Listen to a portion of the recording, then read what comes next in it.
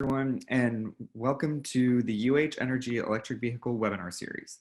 Today, we will be trying to answer the question, can fleet electrification benefit air quality and human health? My name is Andres Bryan. I'm a current senior biomedical engineering student here at the University of Houston, and I will be the moderator for today's event. So before we begin with the event, I want to take a minute to thank our partner Evolve Houston, as we are very fortunate to have them working with us to help spread awareness about electric vehicles. If you want to learn more about the electric vehicle webinar series and our past webinars, please visit the UH Energy EV page using the link in the slide. We'll make sure to send this link in the chat box as well. So moving forward, we will have the Q&A session at the end of the presentation, so please hold on to all of your questions until the end. That being said, we'll be utilizing the chat function throughout the presentation, so whenever you do have a question, go ahead and send it in. We will answer the questions at the end of the presentation in the order they were received. So without further ado, I would like to introduce Dr. Yunson Choi. Dr. Choi received a PhD in atmospheric chemistry from the Georgia Institute of Technology, where he studied the spring and summer transitions of ozone and its precursors over North America and chemical transport model. After graduation, he worked as a postdoctoral research scientist at the California Institute of Technology Jet Propulsion Laboratory, where he worked on the evaluation of satellite retrieval products. In February of 2010, he joined the NOAA Air Resource Laboratory as a staff scientist, where he worked on developing chemical and physical modules of air quality forecasting systems. After he shortly worked for the NASA OMI satellite team, he joined the University of Houston as an assistant professor in 2012, and in 2018 became the associate professor for the Department of Earth and Atmospheric Sciences. Dr. Choi has published 71 peer-reviewed journal publications, established the UH air quality forecasting system, and initiated several artificial intelligence machine learning projects for diverse atmospheric sciences. So discussing the webinar, we know that the transportation sector drives economic development and enhances the quality of life for humans. However, it is also a significant source of air pollution. Vehicular traffic emits fine particulate matter and contributes to the formation of surface ozone, which is harmful to human health. As we know, the population of the Houston area is expected to grow by 50% in the year of 2040, potentially leading to a significant increase in vehicular travel. On-road vehicle traffic is predicted to increase from 30% to 80% by the year 2040. Therefore, with an increase in both population and on-road vehicles, transportation-related emissions would likewise increase. In a previous study, Dr. Choi's group developed future projections for on-road mobile emissions and evaluated several scenarios with varying levels of emission control and fleet electrification. In the complete turnover scenario, results suggested a 95% reduction in both nitric oxide and particulate matter, leading to substantial health benefits. In contrast, the business as usual case suggested worsening conditions. These findings have shed light on how fleet electrification can impact the regional air quality and health. So in this webinar, we will dive further into this study to discuss these potential impacts. Good afternoon. My name is Yunson Choi.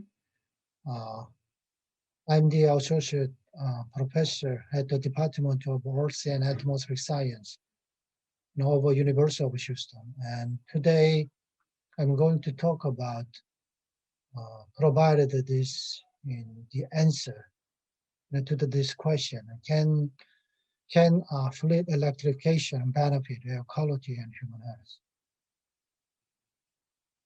And as you guys might know, the transport sector is a major contributor to the concentration of both nitrogen oxide, which is called as NOx, and volatile organic compound and VOC, which react in the presence of sunlight to form an ozone.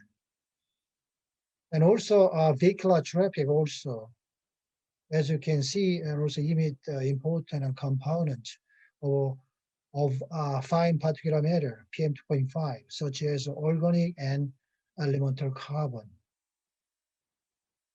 The transport, again, is an important sector of the economy, and it provided the foundation for the significant increase in economic development and worldwide income over the past half a century.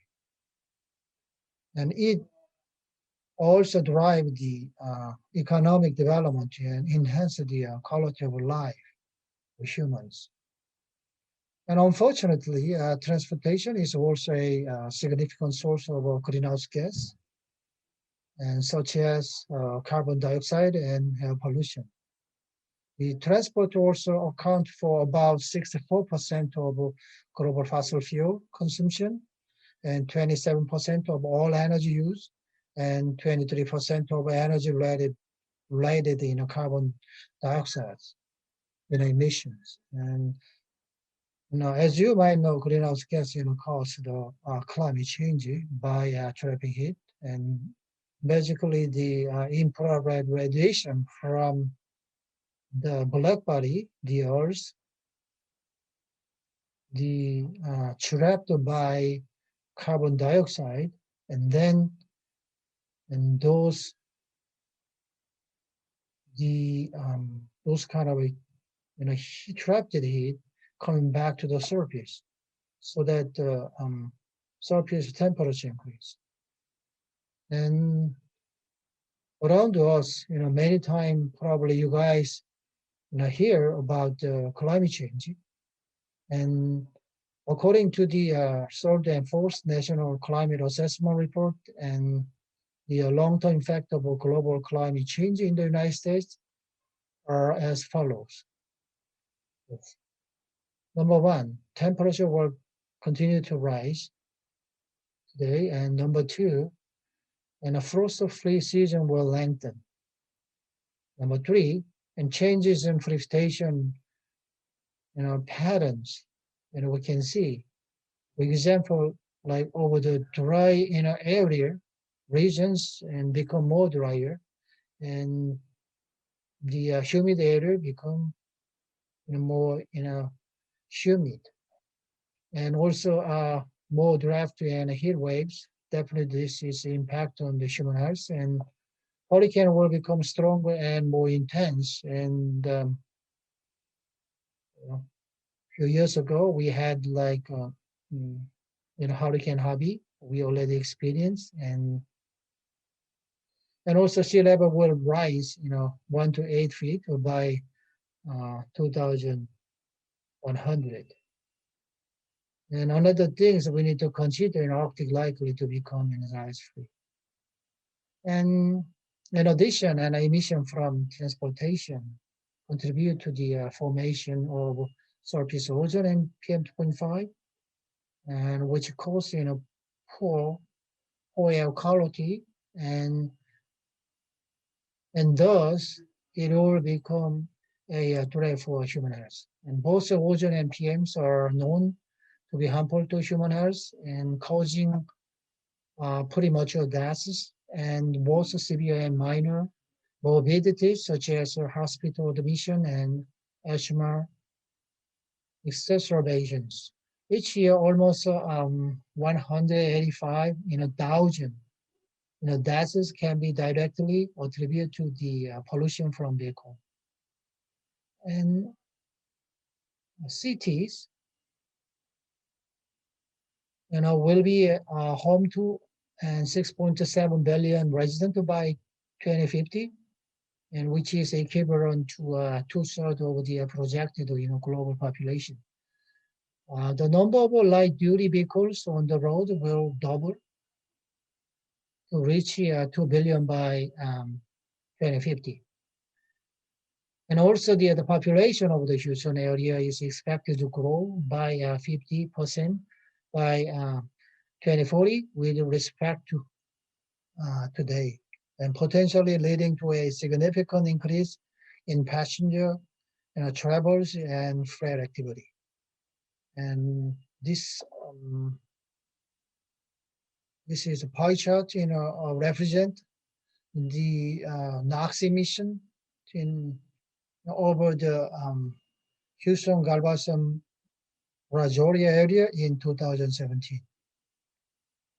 And on road, vehicle traffic, and including a truck and passenger vehicle, is predicted to increase 30 to 80 percent by 2040 in Houston area.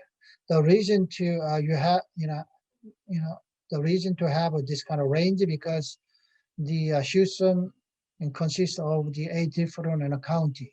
Okay, different county, different level of increase we are expecting. And particularly this data comes from the Texas Transportation Institute. And also with an increase in both population and on-road vehicles and transportation-related emissions would likewise increase. And also mobile source in Houston, Galveston, Brazoria area continued to 63% of NOx emission. You can see there 31 plus 32. And NOx actually is an important precursor of the surface ozone. Then, what can be done to avoid the environmental disaster due to the on-road emission? The answer is straightforward in an electric vehicle. So many different advantage. And if we have the more electric vehicle, the first one is there is no tailpipe and NOx emission. So which means the concentration of biopollutant significant decrease. The second is there is no tailpipe greenhouse gas. So which means we can just mitigate the trend of climate change.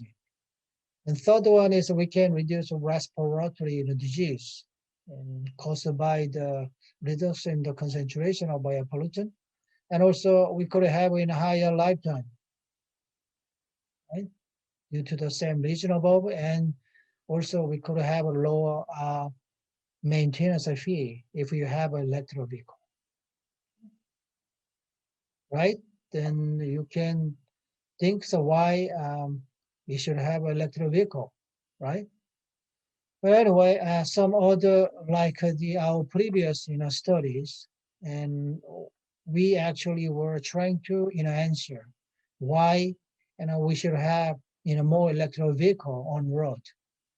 And previously from our groups, and we set up Wolf Smoke and a CMAC air quality modeling platform in our clustered system, giving us the ability to investigate a wide range of atmospheric related topics.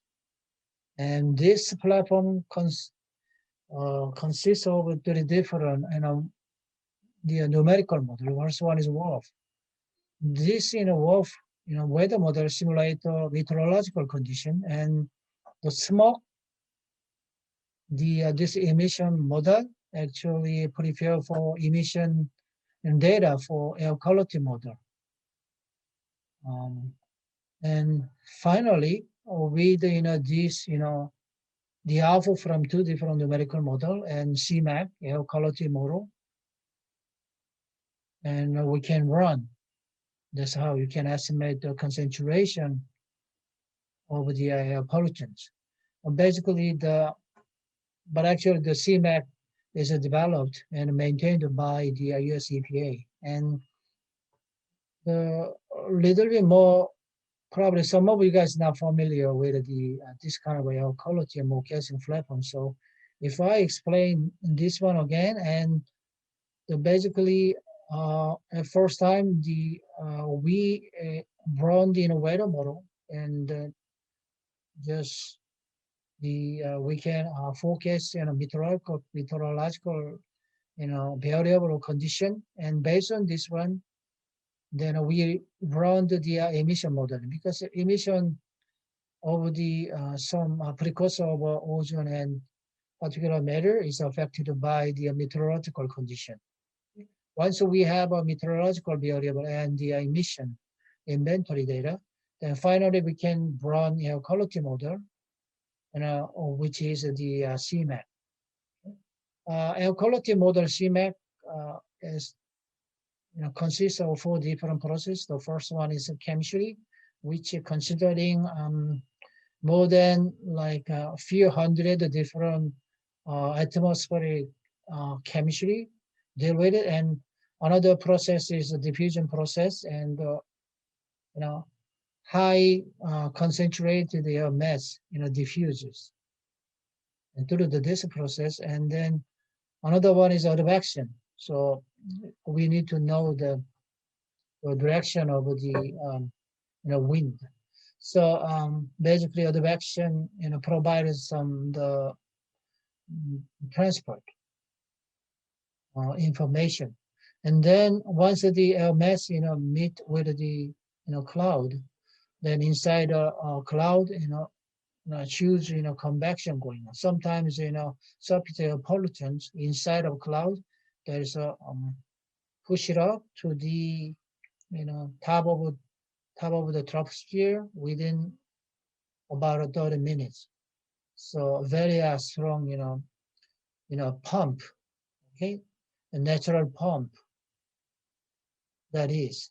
Okay, so by through this 4 different process in CMAP estimate concentration pollutant. Once we have the concentration of pollutants, and based on this one, we can estimate the cumulative impact. And previously, and my one of my ex graduate students is Choi Pan, and he wrote the paper in 2019. The title is the potential impact of electric vehicle on air quality and health endpoint in the Greater Houston area in 2040. And actually, from this study, we developed future projection from today to 2040 for on-road mobile emission and evaluated the several scenarios and with the varying levels of emission control and fleet electrification and turnover. So actually, we numerical modeling, team members, they set up the fine resolution, which is a 1 kilometer by 1 kilometer a modeling system over a Houston, Galveston, Brazoria area. And by using a unique technique, which is called the some surrogate tool, and to investigate the atmospheric constituent behavior in a fine resolution, such as 1 kilometer or 500-meter resolution. Usually for the air quality modeling study, we are using a 4 kilometer or 12 kilometer. But for this case, in order to focus on Houston area, we are using 1 kilometer domain. Of course, to prepare for the this domain emission inventory and some modeling actually takes a lot of effort, time and resources, because in order to run 1 kilometer, we needed to set up the 12 kilometer modeling, and in order to obtain the boundary condition for the 1 kilometer domain, the air quality modeling. Okay, so actually this kind of all the emission work actually prepared by the smoke modeling team members. Okay, so and again, and after running 12 kilometer, then we landed 1 kilometer, and 1 kilometer domain modeling covered the Houston and covering a different county. You can see that. So actually, we defined 4 different plausible scenario, which is the business as usual, and moderate electrification and aggressive electrification, the complete turnover. So base year is basically today, okay? All the like emission factor we are using, and today's one. And then business as usual in this case, and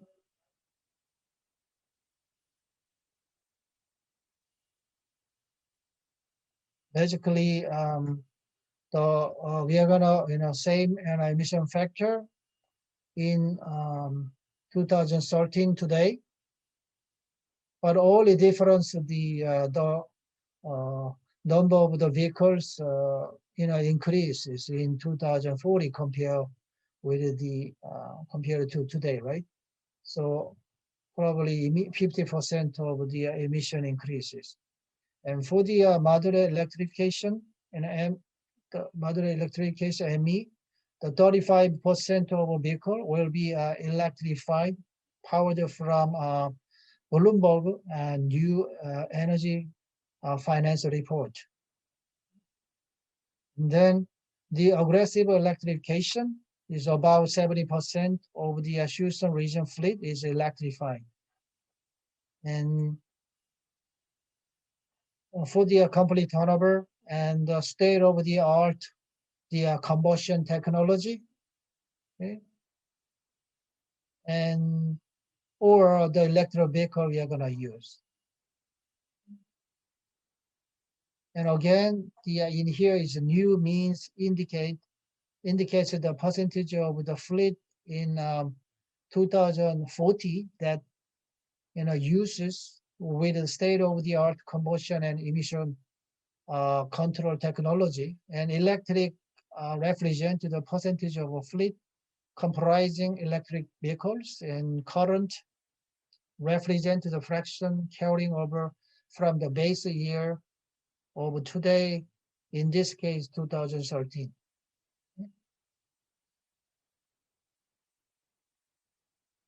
And so basically, when we just calculated emission, actually emission calculated using the some formula, and the emission factor prepared by the EPA for the mobile emissions, and as a function of a speed and a fuel type.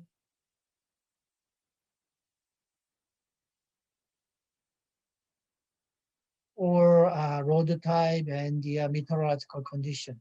And basically, once the efficient factor determined, and then if we know the vehicle miles travels or vehicle population, we know, then we can calculate the amount of the emission. Okay? So actually, this is the simulation and result with the 4 different scenario cases. And the first one is the NOx case, and the second is the PM 2.5 concentration. And in here, the BAU means business as usual. And as I already addressed the previous slide, this one actually only the we assume that we don't have any electric car, or we don't have any new type of car. We just have a very similar type of car today, but about like a 50% of vehicle number increase, which means the emissions 50% emission increase. In that case, the business as usual in 2040 minus in today in a base one, and you consider NOx concentration should be a positive, right? So about like the 0 to 15 ppb changes, and 3 different control cases. The first one is ME, means moderate electrification, right? About 35% of cars electron vehicle, and the aggressive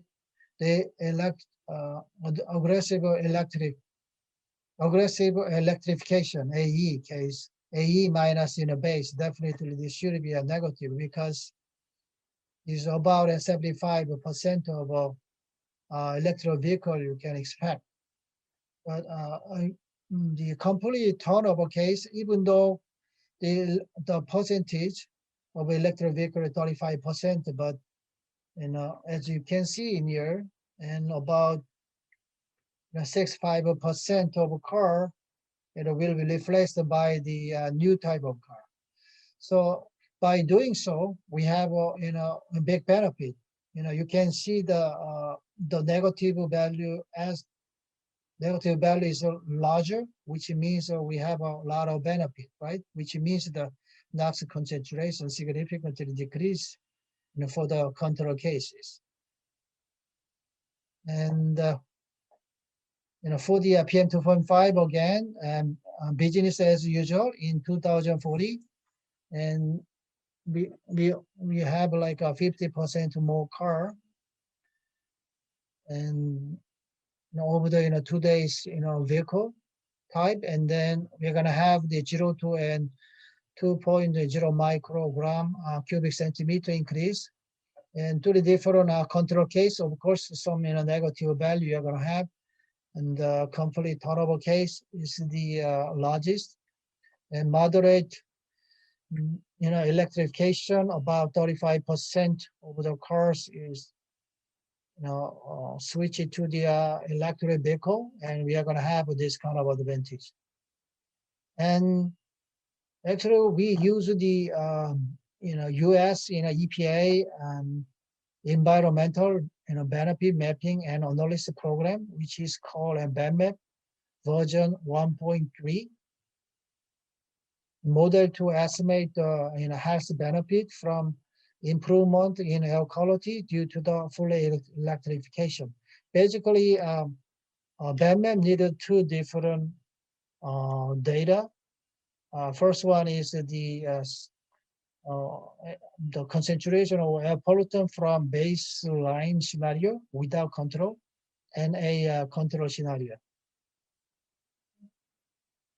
So health impact calculation in BAMAP are based on concentration to a response function, typically representing a decrease in adverse human health effect with a concentration of air pollutants. So we just have the standard case, and for example, a standard and the business as usual, and in 2040, then definitely the concentration of the air pollutant increases. So that's why you are going to have the negative benefit, and all other to the different control cases positive benefit you're going to have. Okay. So again, BAMAP is created by US EPA and a result from the complete turnover scenario. Okay? So just say 95% reduction in both NOx and PM2.5. Again, in this case, about like 50% reduction benefit. In the aggressive electrification case, about 75%, and the complete tolerable case, more than 90%. Okay, and leading to a substantial, definitely health and cost benefit from ozone and PM2.5 exposure. In here, and the business as a usual case, definitely the concentration increase. Okay, concentration of NOx and PM2.5 increases. So that's how you're going to have the negative value. In here is about 120 additional premature deaths. That's just so you can calculate, estimate, and for the moderate electrification and aggressive electrification and turnover, complete turnover case, we are going to have the some benefit. We have the 114 for the moderate electrification, and complete turnover case 246 premature deaths, and from the concentration change over the ozone and PM2.5.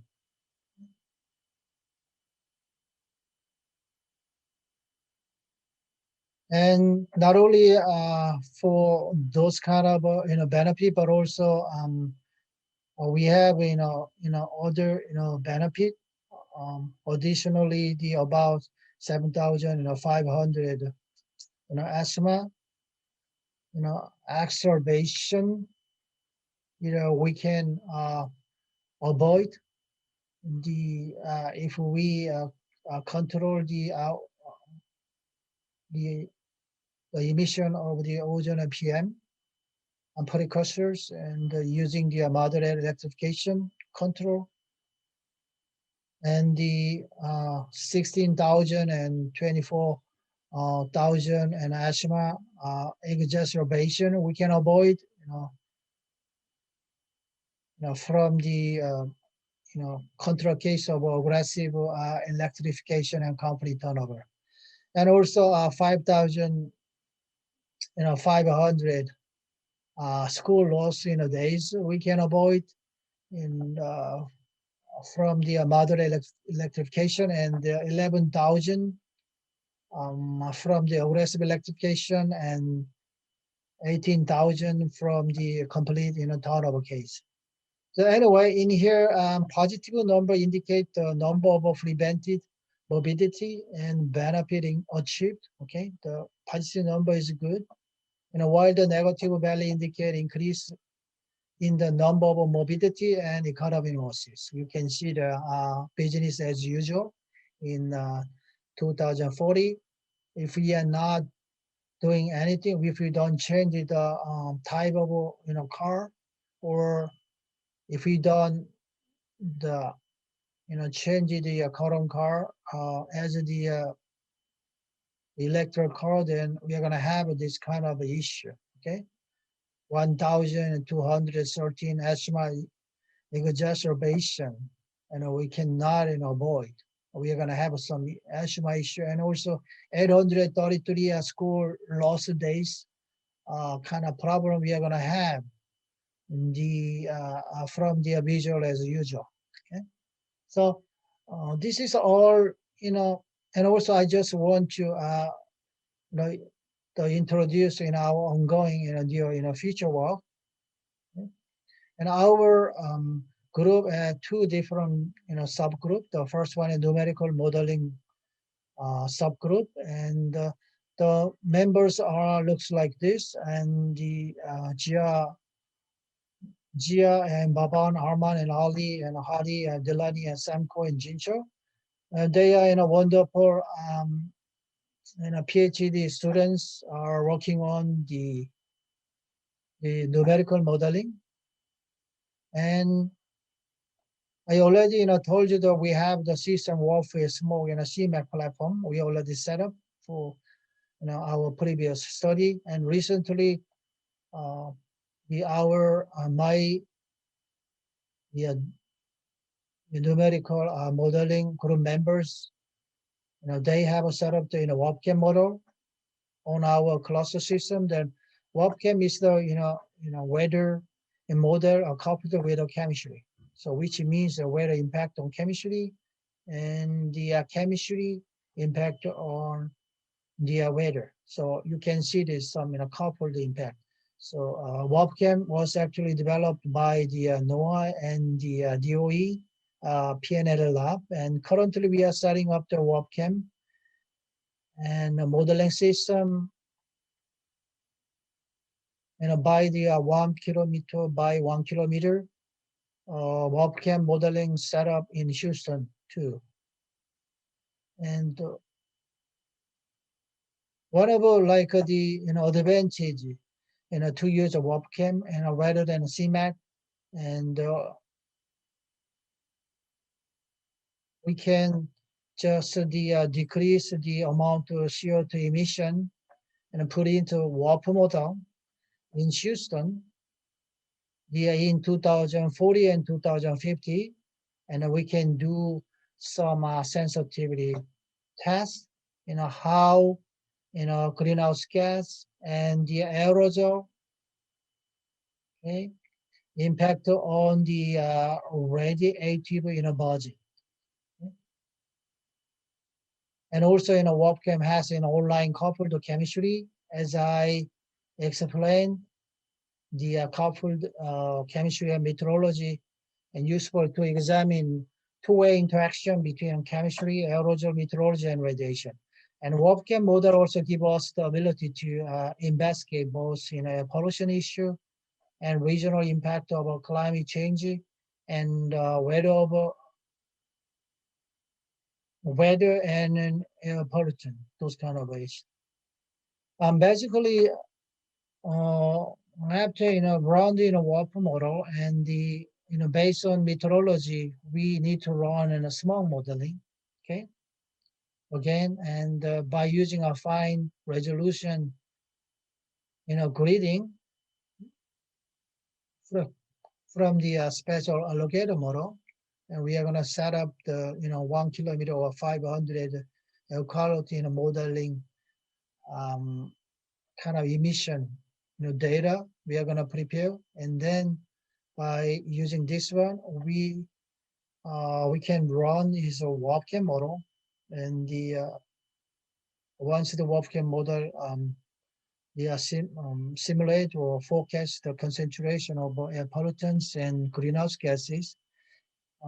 Based on that result and through the BAM model, we can estimate the impact of those on human health. And also from the WebCam model, we can get the concentration of air pollutants and greenhouse gases, and we can get all in air temperature fluctuation and soil temperature and solar radiation, how they changes. Okay. And also I have the another model which is called like AI modeling the subgroup, and these members AI modeling groups are Dr. Ryan Yer and John Al-Kuma, the Salman and Masood Moshe and Dab, and they're also the very wonderful like AI expert, and we are doing also a lot of a job. And basically, what do they do is what do they do is to develop some idea related to electrification. Then at first they just design to create a digital twin of the MOS model. And I already told you that MOS is a emission modeling system estimating the emission for mobile sources, but running in a MOS is a timely very expensive. So it is not easy to and run the moves in even more than a couple of times. But in this case, if we can make a digital twin for the MOS model, and that digital twin model allow us to create the real time the estimate of the emission factors. And also we can dynamically and create various scenarios on electric vehicle adoption and impact on the emission at various temporal spatial resolution. Okay. Basically, we are using this kind of input: meteorology, vehicle composition, and load density and vehicle speed. We have set up the deep neural network in here, which is called AI twin model, and then we are going to have some emission factor, estimate from the MOS model for a long time. Then once we get the big data, then we can create a digital twin of the MOS model. Once we can make this digital twin of MOS model, and we can design the many different emission inventory. So you guys can imagine that how difficult to forecast the emission inventory looks like for the year of 2040. Okay? So by doing so, within the uncertainty of the emission inventory, we can make a deal. And also the utilize deep learning and to improve the weather forecast in up to 24 hours ahead in time. We successfully forecast the wind speed and direction. And today still, with numerical weather model has some difficulty to forecast the weather correctly. Uh, and another thing is by using a model, we can leverage the deep learning forecast, power output, based on the improved weather forecast. And basically, if we have some, the digital twin of the weather model, weather numerical model, weather AI, we can make it, and then we can just simply improve the accuracy to a forecast of weather in tomorrow. And if we know the tomorrow weather, better, then probably energy model, you know, can improve the wind and solar, power forecast, better. But in this case, as long as we have the in long-term, numerical weather modeling result, and we can make the digital twin over weather model, and also we have the long-term, energy uh, modeling result we have, and then we can create the digital twin over the energy model, which is called an energy AI. Once we create the weather AI and the energy AI, almost real time, we can forecast the better weather, and also almost the forecast better wind, solar power forecasting we can do. This is a one example how our weather model works well. Okay, actually the in this case y-axis wind speed, x-axis represents the time. So we choose the one of the stations model having difficulty to forecast well. As you can see, the black color is the observe the wind speed at the station, and then a red color represents the model simulated wind speed, using weather model, weather numerical model WRF. So you can see there is a huge difference, particularly January to February, and somehow, you know, and the summer winter time is a huge uncertainty. But in AI model, the green color, and you can see then how wonderfully captures the changes of this wind speed. So, and also not only the wind speed, but also wind direction wise, and this is observation. Uh, this is observed the wind direction, and this is model simulated the wind direction. Uh, Compare with the this one, then in AI model, how wonderfully well captures the wind direction. Okay, basically we showed the on average increase of 27% in forecasting accuracy in the surface wind. But in this case, more than 50 or 60% better. But one good thing to use the AI model, sometimes the very bad performance, uh, the simulated the modeling result in an AI model can improve that accuracy significantly. And also we have some plan to extend the forecasting period to, right now we already forecast one single day, then we extend to 3 to 7 days away. So all of you guys understand knowing better weather and feature. By doing so, we could have a lot of the advantage. For example, like in order to prepare for the kind of reasonable amount of the power, to use for the electric vehicle and for tomorrow, and probably by doing so, and if we know the how much power we can get from, like wind energy and also solar energy, we can forecast. That's how we can efficiently prepare for the recycling energy for tomorrow. And another interesting is a combination of numerical modeling and AI technology. And basically, by using numerical modeling team Actually, they prepare for the greenhouse gas emission, meteorological data, and emission inventory. And then they just run air quality model. Once they run the long enough, and then by using the big data, we can like create the digital twin of the air quality model AI.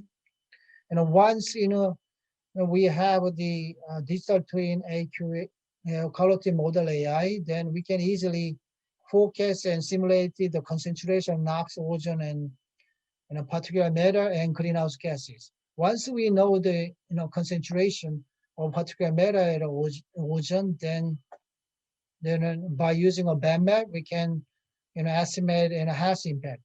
Again, as long as we have the long year data, then we can create the digital twin for the band map, which is called like a band map AI. Then we can do the almost real time. We can provide the assessment of the human health. So basically, by using big data, once we after setting up the air quality model AI and the band map AI, then as long as we have the emission and almost there's no time to forecast the concentration air quality.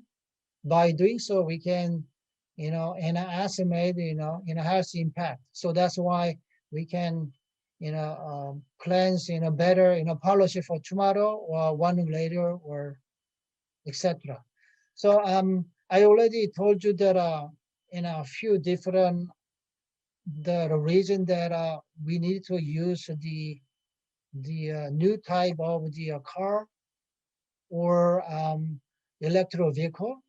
And electric vehicles are even better because they are in no emission, right? So and in addition to this is this is Puri Lenz, writer, says that the John and Quine, says the price of electric vehicle are down and range is up, and home charging station so makes it easier to plug in. So that is another reason we needed to consider to buy an electric vehicle. And also finally, I just want to many thanks to my all group members. Actually, they are all great scientists and also PhD students, and except Dr. Yo. And but this is a very wonderful group, and I'm so lucky to have this wonderful group. And is one more time many thanks to the my group member. And without them, I cannot do show anything today. And also I'm very confident we can do many different interdisciplinary works in a study with the outside member, because I have a very good group members, and my group member have quite different backgrounds, such as environment science, civil engineering, remote sensing science, computational fluid dynamics, mechanical engineering, computer science, and atmospheric science for their master degree, and also for their PhD degree. And thank you for your attention. I'm taking your question. Thank you. All right. Thank you, Dr. Choi, for that great presentation. We will now begin to answer any questions that the audience may have. So as a reminder, we ask you to post your questions in the chat located at the bottom of the screen. So the first question we have is from Carolyn. She asks, are there initiatives to encourage electric school buses, and is the EV bus technology ripe enough for this? Also, of the electric bus, yeah, of course, that will be very helpful. And the not only the light duty cars and the transportation bus, such as in school bus, those kind of things will be very helpful. Yeah. All right, thank you. Krish asks, what efforts are you taking towards integrating the work you're doing with weather and climate models that are available as tools? Say again, what is the question again? Yeah, the question is, what efforts are you taking towards integrating the work that you've been doing with weather and climate models that are available as tools, I guess, commercially? Commercially, commercially. Uh, I'm not sure, but it's, it's in my group, the, we are more or less, has a more expertise on the, several different numerical modeling, which are weather modeling and air quality modeling, something. So we have the set up this one. We have a knowledge how to do it, and of course it took quite time to gather and build up and this system platform in our Linux cluster for a long time. But at this point, I do not have any to make this form for commercial purpose yet. This is just for research oriented. Frankly speaking to you, we didn't have time to think about it, but yeah, sometime later. And actually, we have the some level of technology, and we can better forecast the weather, and we can better forecast the air quality. And actually, I got some kind of a collaboration suggestion and collaborating some research from some commercial companies such as like a Microsoft or the IBM company, and we just thinking the how to initiate this kind of a collaboration or some those kind of project.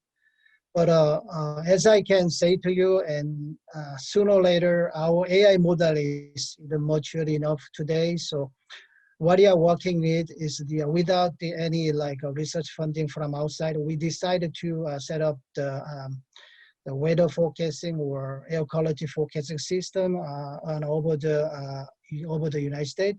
Sooner or later, we are gonna make the automatic system to forecast weather and air quality covering over the United States. That is in our first plan, and then we can go East Asia and India and Europe. Those kind of things we are thinking. But at this point, we do not have any specific, commercial or based plan. But if we find a good, reasonable partner, then yeah, probably we can just work together. Cool. Yeah, hopefully in the future, in the near future, we'll see that. Yep. So Arkush has another question. She asks, how do your model predictions change if you switch from EVs to hydrogen-based transportation? EV to say again? Hydrogen-based transportation? Hydrogen based. Yeah. We did not look at the hydrogen based one yet. Probably we needed to study about and what kind of emission, those kind of things relating to climate change or pollutant. But if I just assume that, and also hydrogen energy also is very clean energy. So like the electrical vehicle, electrification of the car, and also from our previous study, we consider like clean combustion technology, which cover like better catalysis, and another one is some filtering method and those kind of things. But I think in addition to this, and actually probably it would be very helpful. We could include the hydrogen-based kind of technology too, and will be a very interesting study too. But at this point, I'm not quite sure. In order to produce hydrogen-based energy, what kind of energy required to prepare for it. So that's why I cannot say that. But at least like once the hydrogen-based cell or those kind of the prepared, of course, there's no like emission of the air pollutants and greenhouse gas. But I'm not quite clear, sure that the during the making or creating the hydrogen-based cell, something, then probably we need some energy, right? So that energy currently, the more or less the sometimes we depend on the fossil fuel and energy too. But if we have a very wonderful company set up the recycle energy to create the hydrogen-based cell energy something, then it will be very good candidate, okay, to reduce their pollutant and greenhouse gas. Okay, sweet. So bouncing off of some previous questions, what do you think about including electric transportation forms of trains or like high transit trains? Do you think that would reduce more of those vehicular emissions, and would it increase the amount of people being able to move back and forth, therefore reducing the number of cars on the road? Yeah, definitely, and it depends, where we are talking about, and near the. So some state has a lot of transportation and a system, right? But in Houston, I just I was told by someone we are very active in a train system kind of a long time ago before I just came to Houston, and I definitely, and this is a very good thing, electrified one, and then we can save the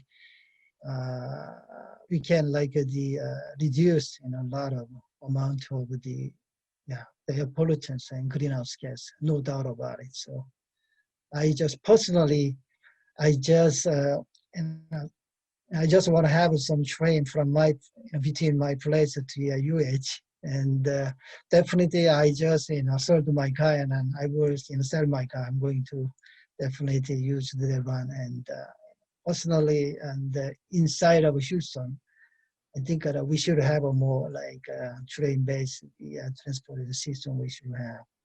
That's my thought. I totally agree with you.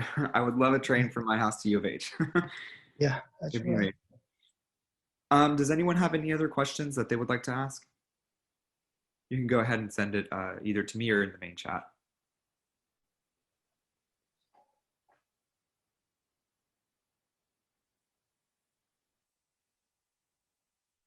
Do I need to read this chat?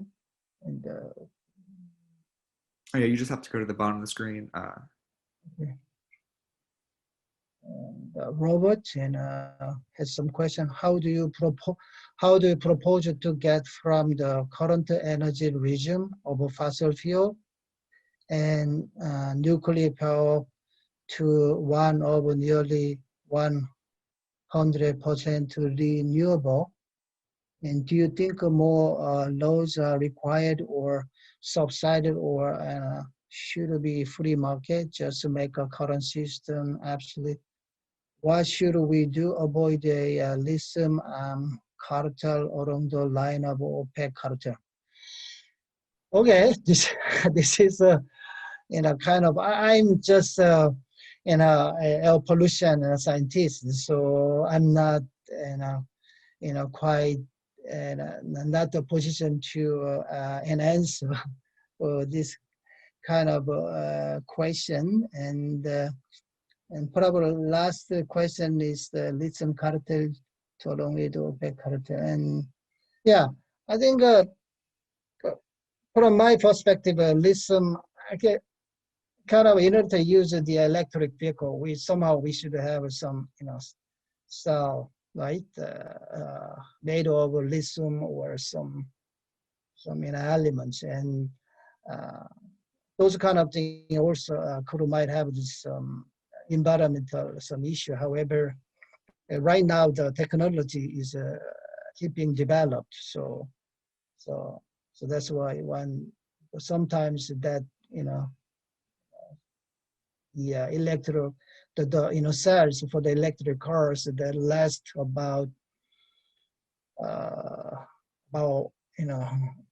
I think couple of years, about like the 100,000 miles something. But right now it's 300 and 1,000 miles. And also, I think Tesla is they are like developing, trying to make like a 1 million miles or something. So and still we have some and also most of the right now they trying to build up to recycle the lithium based cell or something. So and no doubt about it. In terms of air pollution wise, and this is very good.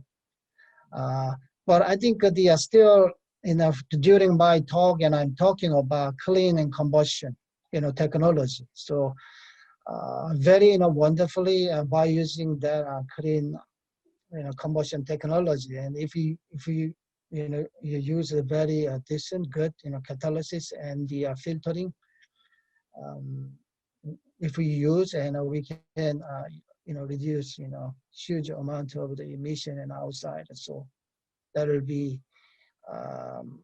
that's why that's pretty good. So another thing is nuclear energy. I'm not sure, and yeah, nuclear energy also clean. So and personally, we kind of using nuclear energy is also kind of at this point is reasonable until we have the more reliable recycled energy, such as wind and solar energy. But very interesting today, the cost over the wind and the solar energy keep downing right now. So almost as much as the energy from the burning fossil fuel today, more or less. So I expect the in the near future the price keep going down more and more. So probably at the time we can use the recycled energy. So today I could kind of designed my group AI team is working to forecast better weather tomorrow. That's how we can get more reasonable and recycled energy for today. Somehow by doing so and of course like the somehow the energy kind of created by wind and solar kind of should be some like stored, and the storing and tackling is another issue today too. But I think that's the future. So if we use a recycled energy and we can do that, that would be great. And also like last month in March over the last month actually in Texas, and we have the more than 50% energy from the wind energy. So it was really surprising to me, but that's really something's going on in outside today. So That's perfect. that's the thing. Thank you so much for that. Yeah, so unfortunately, we're out of time for any more questions. So Okay. I would like to say a big thank you for Dr. Choi for discussing his research with us and answering all these questions that we had, as well as our partner Evolve Houston for their continued support, and everyone in the audience for attending this event. I just want to say one last thing. Please remember to save the date, June 9th, 2021 from 1 to 2 p.m. for our following interactive EV webinar. So once again, thank you very much, and please enjoy the rest of your day. Thank you. By the way, happy Earth Day. Happy Earth Day.